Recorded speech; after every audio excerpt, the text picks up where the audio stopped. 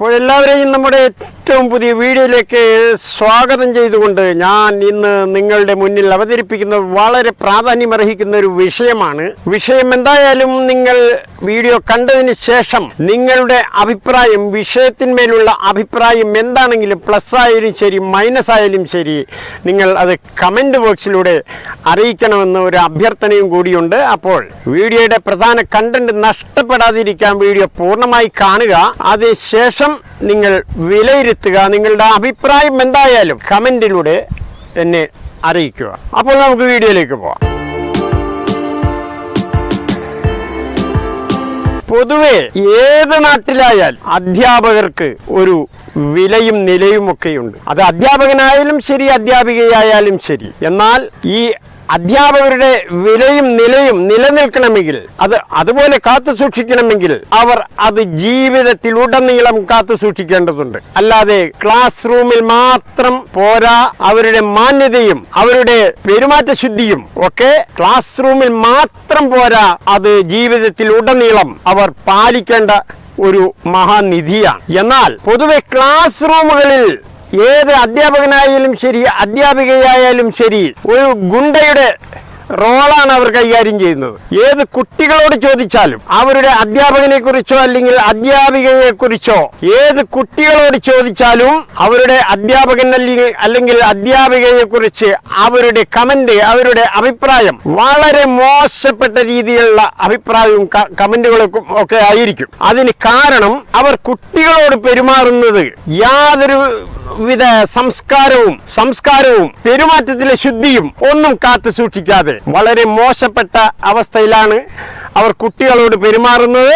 ആയതുകൊണ്ട് തന്നെ കുട്ടികൾ തക്കം കിട്ടുമ്പോഴെല്ലാം സ്കൂളിന്റെ ചുമരുകളിൽ, ഭിത്തികളിൽ എല്ലാം അധ്യാപികയെ കുറിച്ചും അധ്യാപകനെ കുറിച്ചും ഒക്കെ മോശപ്പെട്ട രീതിയിലുള്ള കമന്റുകൾ എഴുതി വെക്കാറുണ്ട്. ഇത് ഇവരുടെ സ്വഭാവ ദൂഷ്യത്തിന്റെ ഭാഗമാണ്. ഞാനിപ്പോൾ ഈ വിഷയം ഇവിടെ പറയാനൊരു കാരണമുണ്ട്. അത് നമ്മുടെ മുൻമന്ത്രി കെ ശൈലജ തന്റെ എതിർ സ്ഥാനാർത്ഥിയായ, തന്റെ പ്രധാന എതിരാളിയായ ഷാഫി പറമ്പിലിനെതിരെ തെറ്റായ ആരോപണങ്ങൾ ശൈലജ ഉന്നയിക്കുകയുണ്ടായി.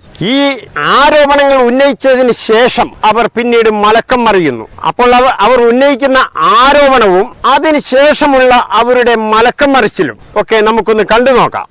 എന്നെ തേജോവധം ചെയ്യുക എന്നത് സ്ഥിരം സ്വഭാവമാക്കിയിട്ട് മാറ്റിയിരിക്കുകയാണ്. ചില സന്ദേശങ്ങൾ, വീഡിയോ ക്ലിപ്പുകൾ ഒക്കെ ആയിട്ട് വരികയാണ്. ഇങ്ങനെയുള്ള വ്യാജ വീഡിയോ ക്ലിപ്പുകൾ ഉണ്ടാക്കാൻ ഒരു പ്രത്യേക സംഘം തന്നെ ഉണ്ടെന്നാണ് എനിക്ക് മനസ്സിലായിട്ടുള്ളത്. ഇങ്ങനെ തുടങ്ങിയാൽ ഞാനൊരു കാര്യം പറഞ്ഞേക്കാം, ഇതെല്ലാം ബൂമറാങ്ങായിട്ട് വരുവുള്ളൂ അവർക്ക്. ഇതെല്ലാം ബൂമറാങ്ങായിട്ട് വരുമോ? ഇപ്പോൾ വീഡിയോ എവിടെ ചോദിക്കുന്നുണ്ടെന്നാണ് കേട്ടത്. എൻ്റെ പത്രസമ്മേളനം കേട്ടോളൂ. ഞാൻ പറഞ്ഞത് പോസ്റ്റർ എന്നാണ്.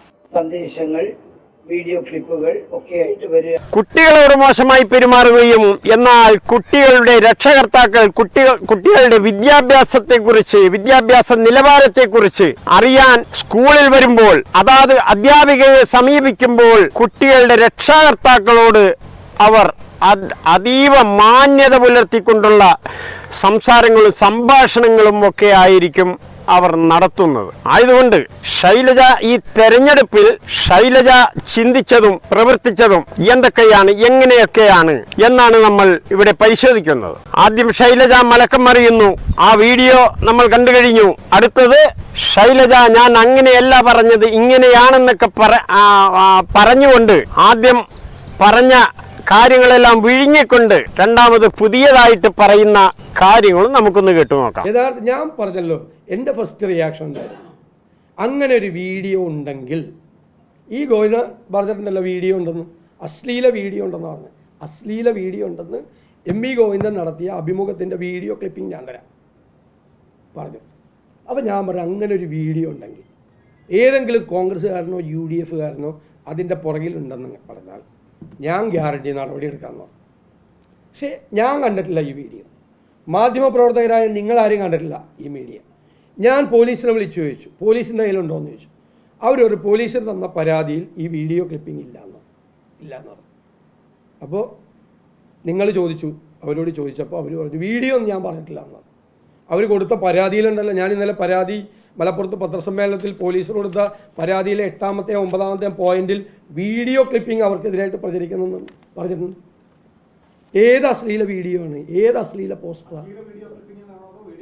അല്ല, വീഡിയോ ക്ലിപ്പിംഗ് എന്നുണ്ട്. സംസാരിച്ചപ്പോൾ അത് പരാതിയിൽ സംസാരിച്ചപ്പോൾ അശ്ലീല വീഡിയോ പ്രചരിക്കുന്നു എന്ന് പറഞ്ഞില്ലേ? അല്ല, അവർ ആദ്യം പറഞ്ഞു രണ്ടാമത് അശ്ലീല പോസ്റ്റർ എന്ന് പറഞ്ഞു.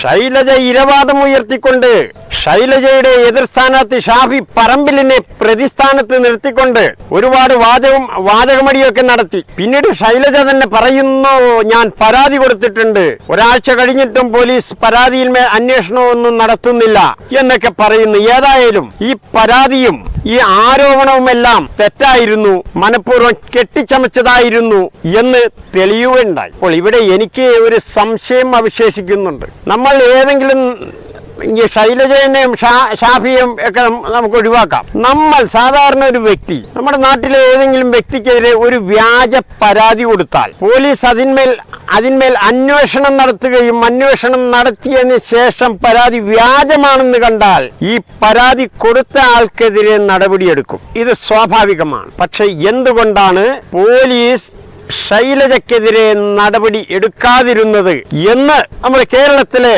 ജനങ്ങൾ ആരെങ്കിലും സംശയിച്ചു പോകുന്നുണ്ടെങ്കിൽ അവരെ തെറ്റു പറയാൻ പറ്റില്ല. ശൈലജക്കെതിരെ ഇതുവരെ നടപടിയൊന്നും എടുത്തില്ല എന്നാണ് ഇതുവരെയുള്ള എൻ്റെ അറിവ്. അപ്പോൾ ഇവിടെ നിയമം എന്നത് രണ്ട് രീതിയിലാണ്. ഉന്നതങ്ങളിൽ പിടിപാടും സ്വാധീനവുമുള്ള വലിയവന്മാർക്ക് ഒരു നിയമം, നമ്മളെപ്പോലെ സാധാരണക്കാരനായ വ്യക്തികൾക്ക് മറ്റൊരു നിയമം. അപ്പോൾ ഇല്ലാത്ത വകുപ്പും റൂളും ഒക്കെ പോലീസ് നമ്മുടെ പെടലിയിൽ അടിച്ചേൽപ്പിക്കും. എന്നാൽ ഇവിടെ ഇതൊന്നും കാണുന്നില്ല. ഇതെന്താണ് പോലീസ് ഇങ്ങനെ ഇത്തരം നിലപാടിൽ എത്തുന്നത് എന്നത് അതും ഒരു ദുരൂഹമാണ്. പോലീസ് തങ്ങളുടെ കൃത്യനിർവഹണത്തിൽ മായം ചേർക്കുന്നു, കളവ് നടത്തുന്നു, തട്ടിപ്പ് നടത്തുന്നു എന്ന് തന്നെയാണ് ഇതിൻ്റെ അർത്ഥം. മുകളിൽ പിടിയുള്ളവന് പാവങ്ങൾക്കെതിരെ എന്തും കാണിക്കാം, എന്ത് ആരോപണവും ഉന്നയിക്കാം. പക്ഷേ അത് തെറ്റാണെന്ന് തെളിഞ്ഞാൽ നടപടിയെടുക്കേണ്ടവർ മൗനം പാലിക്കുന്നു. ഇതാണോ ശരി? ഇത് ശരിയായ ഒരു നടപടിയാണോ? ആരായാലും തെറ്റ് ചെയ്തവർക്കെതിരെ ശിക്ഷയും നടപടിയും അത്യാവശ്യമാണ്. പക്ഷേ ഈ വിഷയത്തിൽ ഇതൊന്നും കാണുന്നില്ല. പലരും, സർക്കാരിന് നേതൃത്വം കൊടുക്കുന്ന പല നേതാക്കളും വലിയ വായിൽ നിഷ്പക്ഷതയെക്കുറിച്ചും അവരുടെ പൊതുപ്രവർത്തനത്തിലെ തുറന്ന പുസ്തകങ്ങളെക്കുറിച്ചും ഒക്കെ വലിയ വായിൽ സംസാരിക്കുന്നത് കേൾക്കാറുണ്ട്. ഇതെല്ലാം വെറും പ്രസംഗം മാത്രമാണ്. പ്രവൃത്തിയിൽ ഇതൊന്നുമില്ല. സ്വന്തം കാര്യം സിന്ദാബാ, ഇതാണ് ഇവരുടെ മുദ്രാവാക്യം. ഏതായാലും വെളുക്കാൻ തേച്ചത് പാണ്ടായി എന്നൊരു പഴഞ്ചൊല്ലുണ്ട്. ആ പഴഞ്ചൊല്ലിനെ ന്യായീകരിക്കുന്ന രീതിയിലേക്കാണ് കാര്യങ്ങൾ പോകുന്നത്. ഏതായാലും തെരഞ്ഞെടുപ്പ് ഫലം പുറത്തു വരുമ്പോൾ ഇത് ശൈലജയ്ക്ക് ഗുണം ചെയ്തോ ദോഷം ചെയ്തോ എന്നുള്ള കാര്യം വ്യക്തമായി മനസ്സിലാവുകയും ചെയ്യും. ഏതായാലും ശൈലജ പരാതിപ്പെട്ടിരിക്കുന്നത് തൻ്റെ മോർഫ് ചെയ്ത ചിത്രം, മോർഫിലായിട്ടുള്ള ചിത്രം ഉപയോഗിച്ച് വീഡിയോ ഉണ്ടാക്കി സോഷ്യൽ മീഡിയയിലൂടെ പ്രചരിപ്പിക്കുന്നു. എനിക്കിത് മാനഹാനി ഉണ്ടാക്കുന്ന ഒരു സംഭവമാണ്, അത് വ്യക്തമായിട്ട് ഇത് അന്വേഷിക്കണം എന്നൊക്കെ പറഞ്ഞുകൊണ്ടാണ് പോലീസിന് പരാതി നൽകിയിരിക്കുന്നത് എന്ന് പറയുന്നു. സ്വാഭാവികമായിട്ടും ഇതിനകത്തൊരു ചോദ്യമുണ്ട്. ശൈലജയ്ക്ക് മാനഹാനി ഉണ്ടാക്കുന്ന വീഡിയോ ഉണ്ട് എന്ന് ശൈലജ അവകാശപ്പെടുമ്പോൾ ഈ വീഡിയോ ശൈലജ കണ്ടിട്ടുണ്ട്. ശൈലജയുടെ ഫോണിൽ നിന്നോ അല്ലെങ്കിൽ കമ്പ്യൂട്ടറിൽ നിന്നോ ഈ വീഡിയോ ശൈലജയുടെ ശ്രദ്ധയിൽപ്പെട്ടിട്ടുണ്ട്. ഇങ്ങനെ ഒരു വീഡിയോ ശൈലജയുടെ ശ്രദ്ധയിൽപ്പെട്ടിട്ടും ശൈലജ എന്തുകൊണ്ടാണ് ഈ വീഡിയോ തൻ്റെ കമ്പ്യൂട്ടറിലോ അല്ലെങ്കിൽ തൻ്റെ സ്മാർട്ട് ഫോണിലോ ഇത് ഡൗൺലോഡ് ചെയ്ത് വെക്കാതിരുന്നത്?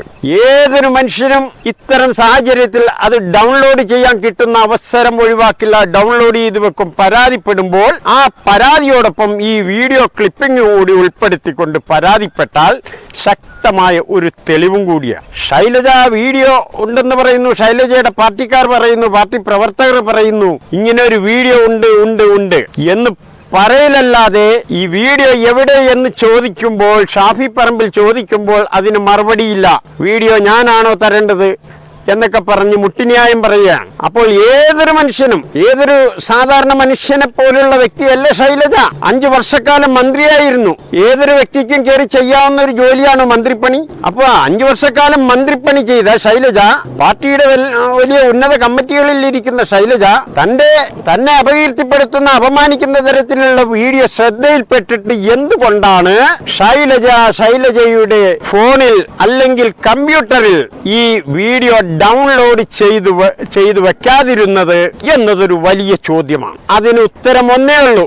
ഈ വീഡിയോ എന്നത് വെറും ഭാവനാ സൃഷ്ടിയാണ്. അത് തന്നെയാണ് യാഥാർത്ഥ്യം. ഇല്ലെങ്കിൽ ഈ വീഡിയോയുടെ ക്ലിപ്പിംഗ് എവിടെയെന്ന് പലരും ചോദിച്ചപ്പോൾ, ഷാഫി പറമ്പിലും ചോദിച്ചപ്പോൾ, എന്തുകൊണ്ടാണ് ശൈലജ അവർക്ക് ഈ വീഡിയോ കാണിച്ചു കൊടുക്കാതിരുന്നത്? അപ്പോൾ മറ്റൊരു വെറൈറ്റി വീഡിയോയുമായി നമുക്ക് വീണ്ടും കാണാം. എന്നെ ശ്രമിച്ച എല്ലാവർക്കും വലിയ സലാം.